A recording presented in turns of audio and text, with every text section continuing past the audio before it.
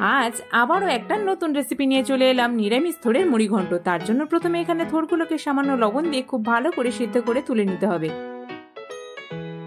এরপর কড়াইতে সর্ষের তেল দিয়ে ফোড়ন দেওয়া হয়েছিল সর্ষে, জিরে, শুকনো লঙ্কা ও তেজপাতা। এরপর টুকরো করে কেটে রাখা আলুগুলো দেওয়া হলো। আলুগুলো একটু ভেজে নিয়ে দেওয়া হলো টমেটো কুচি আর দেওয়া হলো আদা কোড়া। এরপর একটু নাড়াচাড়া করে নিয়ে আগে থেকে ভিজিয়ে রাখা গোবিন্দভোগ চালটাকে দিয়েও আবারও খুব ভালোভাবে একটু নাড়াচাড়া করে নিতে হবে। দিয়ে দিতে হবে পরিমাণ মতো হলুদ গুঁড়ো, লঙ্কার গুঁড়ো, জিরে গুঁড়ো। এই সব কিছু দিয়ে আবারও খানিকক্ষণ মিক্স করে নেব। এরপর আগে থেকে সিদ্ধ করে রাখা থোড়গুলো দিয়ে দিতে হবে। থোড়গুলো দিয়ে খানিকক্ষণ নাড়াচাড়া করে আমরা দিয়ে দিলাম পরিমাণ মতো জল।